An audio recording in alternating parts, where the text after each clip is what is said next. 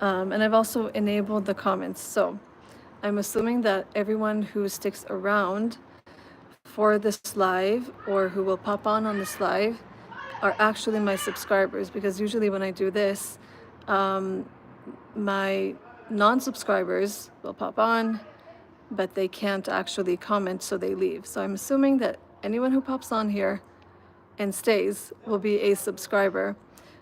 Just for the sake of our sanity, I won't put comments now, but you can put likes so that I actually know that you are here. Maybe at some point I'll open up, comments, but I can see there's 4 people here. If you're a subscriber, put a like. The reason that I've enabled the comments is because it just gets messy, guys. It just gets a bit messy. And I just want to bring you guys a little bit into my world for a bit. So for those of you who saw the title, I am at my old elementary school. Ain't that just crazy? I'm going to walk you guys around. Hi, everyone. I can't see your comments yet because I'm just doing it right now without comments for a little bit. So I'm assuming that anyone that is a subscriber sort of sticks around because you actually care for this content. But I just put out sort of something cool that I wanted to share with everyone on my Instagram. So if you don't follow me on Instagram yet, feel free to do so. Literally just the same name, at Oriel in Israel. And I was talking about beauty and the fact that when I was a kid, I was severely bullied right here at my old elementary school. Just a little bit of a background. I grew up in the States till I was like 8.5. My mom is Jewish Israeli, so like she's a Sabra, which basically means that she was born here, raised here, met my dad here, who was American, not Jewish at all. They got married, had their first 4 kids in the States, myself included, and then they moved here to Israel. And so we moved here, and in this lovely place, I was very, very severely bullied, and I was severely bullied also in middle school, and then by the time I got to high school, I couldn't go to high school. So actually, you guys might not know this about me, but I've never been to high school, so I don't actually have like a high school education at all. But let me take you guys just on a little tour. So actually this is the outside, right? Because it's closed. But this wasn't there when I was a kid. They added this, and so actually you would play outside here, and it was super, super hot. And I think they also added these lovely touches. But a lot of the bullying actually happened like out here, okay? A lot of people will call me a white colonizer, but you should know that I am a minority. Especially I was a minority in my school because everyone was a Mizrahi Jew. So like Mizrahi Jews come from Yemen, Morocco, Persia, so like Iran, right? I don't know, Kafkaz, like places, right? So I'm an Ashkenazi Jew, so I just happen to look like this, but actually the majority of the people did not look like me. They were all dark-skinned, brown eyes, all the things, that I was the minority. And so I was bullied severely for my looks. I was bullied severely that when they would bully me, I would blush. I had basically phobias from blushing, and I had phobias from people. So I developed those things because I was so severely bullied. Maybe I'll show you guys the inside of my school. I don't know if there's cameras here, but this is the downstairs. During this time, we would actually look so much nicer now. But this is the downstairs. So like we would do just dances here and stuff, and down there is like the bomb shelter. So that's sort of, how I grew up. Man, it looks so much more nicer. But yeah, I mean, I came during the end of the 90s, so in the end of 99. And the reason I'm saying all this, for those of you who are now on the chat, is that I was looking at myself in the mirror today, and I try so hardly to love myself, okay? So it's never been easy. Actually, it's sort of dark here, but maybe I'll show you guys if you can see. That is what we call Kakal, is like Keren Kemet Israel. It's this sort of organization that donates to making Israel green and amongst other stuff, and they will put these places where you can sit with benches and stuff, and they make it nice. And this is part of the school from the outside. So Jerusalem stone, and those are the bottoms of the bomb shelter, so you can see well, you can't see it now, but those are the bomb shelters right there. And this is sort of my school. And because for all the 155 of you, or 127 now, that are listening, I was very, very severely bullied here. So a lot of people like to call us Jews white colonizers, but you should know that I was the minority in my school, which meant that actually, I don't know if the majority probably of people are actually Mizrahi Jew. So Jews that in the diaspora, they were scattered throughout the world. And so you have Jews from Morocco and Yemen and Persia, which means Iran, and all these different places, but I am not that. I am an Ashkenazi Jew. And so they would bully me for, my looks, and I was the odd one out. And I don't quite know if back then I knew how to deal with it. I really don't know that I knew how to deal with it at all, because you're quite literally outnumbered. And I got to the point where the bullying was so severe that at some point I just couldn't anymore. I was having so many panic and anxiety attacks. It was just insane. Like you would never believe. Like I just couldn't function anymore in life. And I started self-harming. This was already by the time I got to like middle school. So for us, elementary school is from like age, 6 to like 12 or something, or grade 1 to 6. And then grade 6 to 9 is middle school, and 9 to 12 is high school. And so by the time I got to that, I couldn't even function anymore. I was extremely suicidal. I was self-harming. I just could not live. Let me show you guys the school from the other side. So here is where they would have like this sort of like crate with like different games. Oh, look, a lizard. I would have this crate with like balls and things that you could play in the different like spaces. And if you will, this is part of the school from the inside. That's the bottom of it. Sort of looks just a little bit archaic. It's a very, very small school. They have now gone on like summer vacation, but I remember I made Aliyah. So my mom hasn't made Aliyah because my mom is literally born here and grew up here. But I made Aliyah, which basically means, Aliyah means to ascend, or it basically means to immigrate back to Israel. So Jews come back home. And I was so Texan. I was so freaking Texan and so polite and so timid. The culture in Israel is so different, like night and day difference, so different. I did not know how to deal with being here. And it was extremely difficult for me.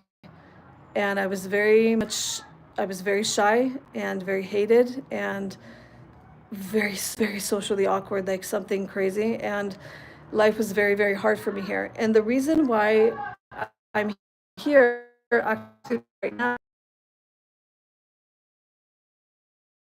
another bus that gets me closer to home. So it dropped me off near my old school. So I'm like, you know what? Let's go back to my old school and show you guys just how it feels to go back to a place in which you have been bullied. And it's important, not just like a place that you've been bullied, but also where you've gone through trauma. This has happened to me a lot in life, where I was sort of like, okay, this place makes my heart beat fast because I went through something really horrible here.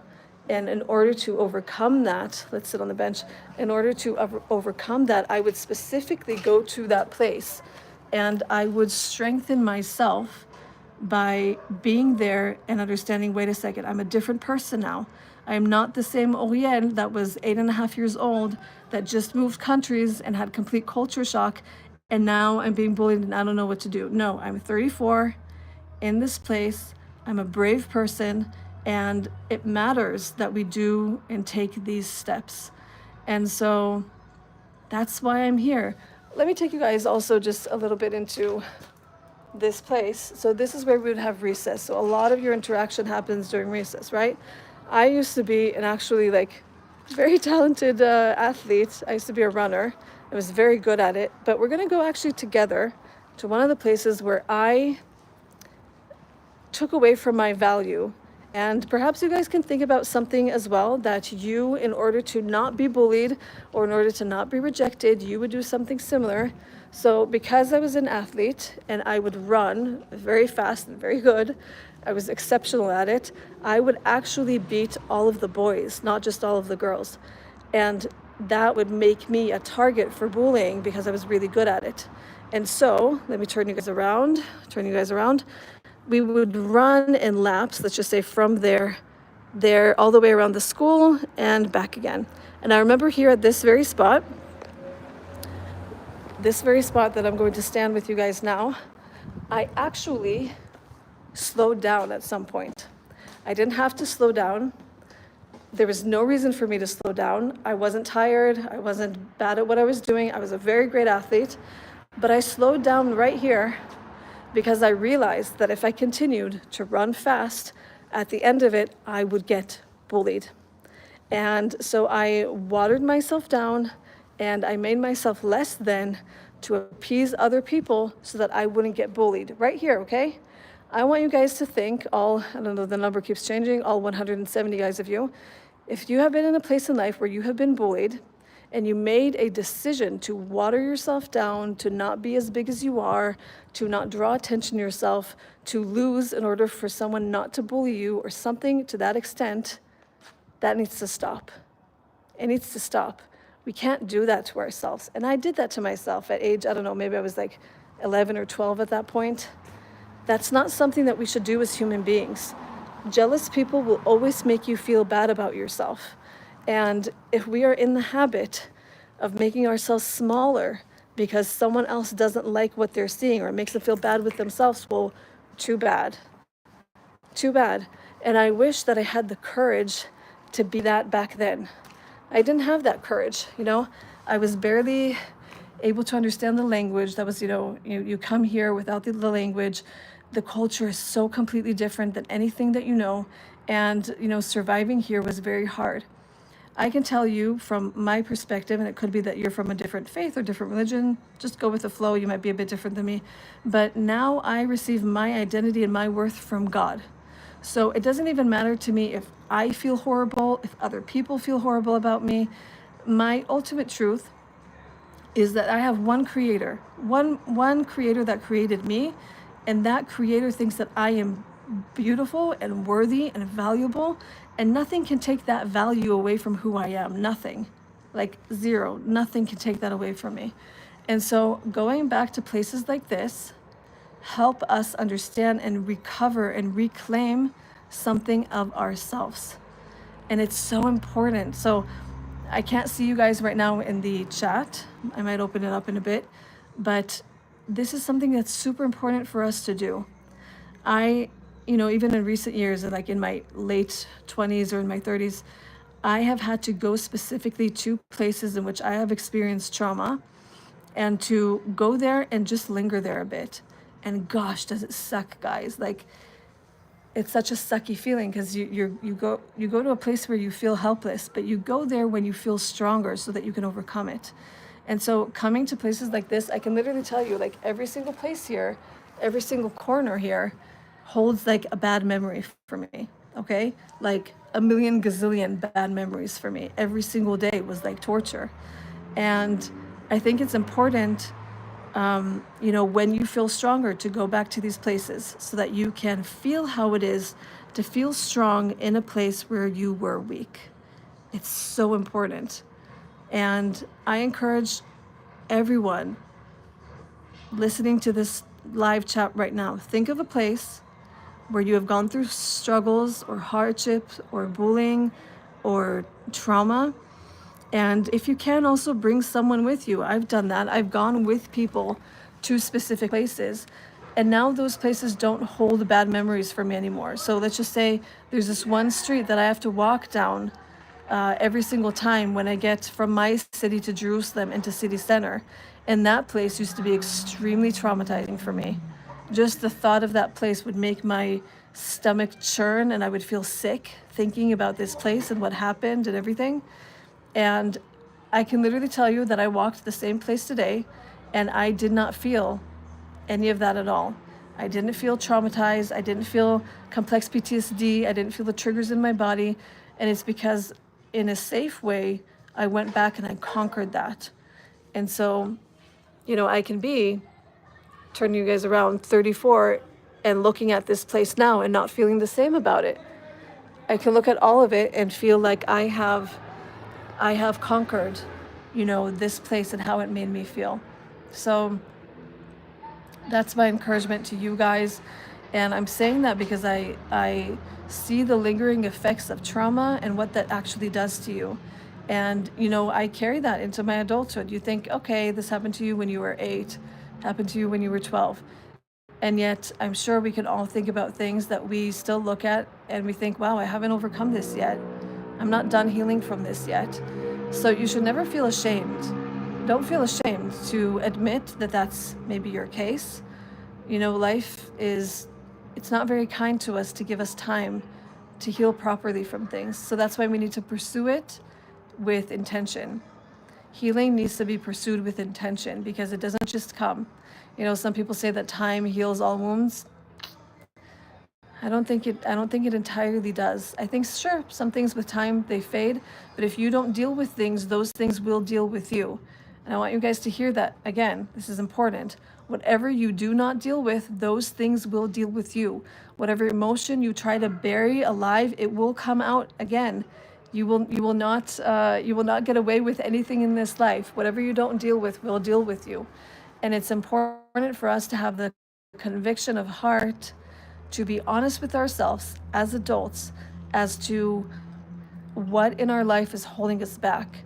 One thing that I'm trying to do, and you guys, subscribers on the channel, if you're a subscriber, hit the like button so I know that you're here. That sort of helps me because I'm not opening the chat right now. One thing that I'm trying to do right now is because I'm naturally sort of timid. Okay, that's sort of how I would describe myself. I'm not the bravest person on earth, but I try to be. One thing that I try to do is I try to put myself around people that are courageous, that they, also have gone through maybe things and they go for, finding what resilience looks like.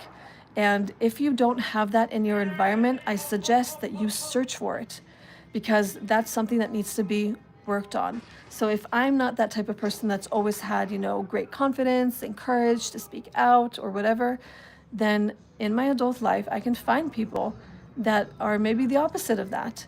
They do have confidence or they've learned to have confidence, and that courage rubs off on people. So if you guys look at my YouTube and you look at the recent collaborations that I've had, they're with extremely courageous people. People that speak out, people that have an opinion, people that learn about strength, people that have gone through a lot of things and that they have that strength that I'm looking for. And so if you don't have that people in your life, it's good to sort of take a mental sort of account. Who are the people in my life? Do these people cause me to be better?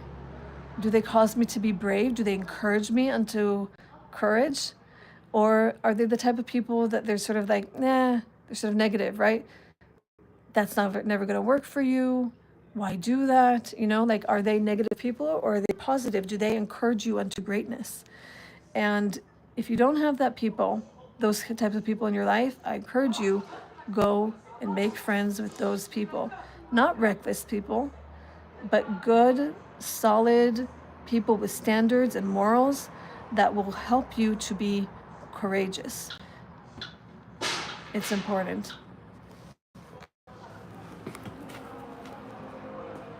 Yes! I've conquered this, people. I have conquered this. I'm going to open up the chat for 2 seconds to see my lovely subscribers, just so that I can say hi and good night to you guys. If I can even open it. This is the thing about live that I'm like, wait a second, how do I even... That's not it. That's not it. Guys, I don't do this on my phone often. I don't know if I can do this after the fact, if I can actually open the comments up after I've done this. Let's see. What's this? You know what? I don't know. I don't know that I could open it up for comments for everyone.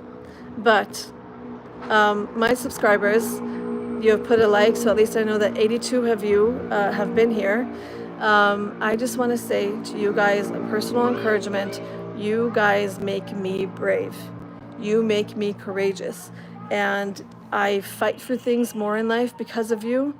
You are the type of people that inspire me. And I'm not just saying this, like I really do mean it.